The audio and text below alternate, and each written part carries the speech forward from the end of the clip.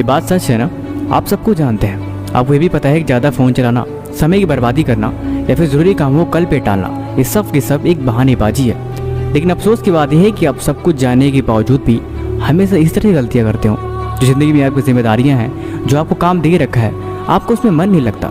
आपका मन लगता है सिर्फ एंटरटेनमेंट में, वो काम जो बेफजूल के हैं। मैं आज आपको एक कहानी सुनाता हूँ। उम्मीद है कि कहानी आपकी ज़िंदगी में एक बेहतरीन बदलाव जरूर लाएगी। एक लड़का था जो 12th की एग्ज़ाम की तैयारी कर रहा था। बहुत मुश्किलों से उसके माँ बाप उसके लिए फ़ोन लेके आए ऑनलाइन क्लासेस के नाम पे। फिर भी पढ़ाई के साथ साथ वो और भी चीज़ थी जो उसको बहुत सी फेवरेट है, जैसे गेम खेलना। हालांकि ये आम बात है।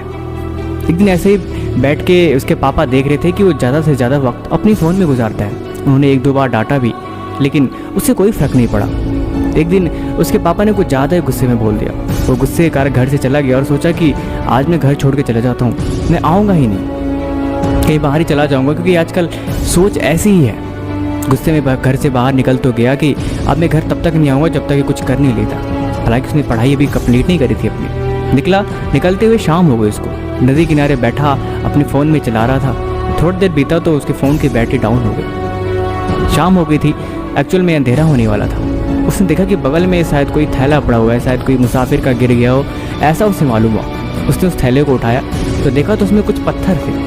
उसने पत्थर को निकाला और सोचा ये क्या चीज़ है। ऐसे ही नदी किनारे बैठा था, उसने एक पत्थर निकाला और नदी में फेंक दिया। नदी में पत्थर जाते ही थोड़ा स्लाइड किया और उसे एक आवाज़ से सुनाई दी। उसे बहुत अच्छा लगा। वैसे ही वो बहुत परेशान था। उसने फिर से एक पत्थर निकाला और उसने फेंक दिया। उस थैले में लगभग काफ़ी छोटे छोटे पत्थर भरे पड़े थे। बैठे बैठे ऐसे ही वो पत्थर फेंकती फेंकती उसे कब नींद आई और सो गया। सुबह उठा तो देखा कि उसके हाथ में कुछ चमकदार चीज़ है।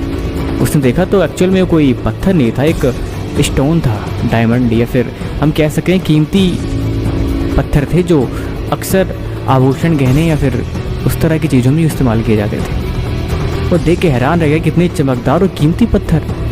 असल में उस पत्थरों की कीमत शायद लाखों करोड़ों रुपए में थी। वो देख के हैरान रह गया, कितने रंग बिरंगे और बेशकीमती पत्थर, ये मैंने पानी में कैसे फेंक दिया। तो दौड़ गया नदी में, देखा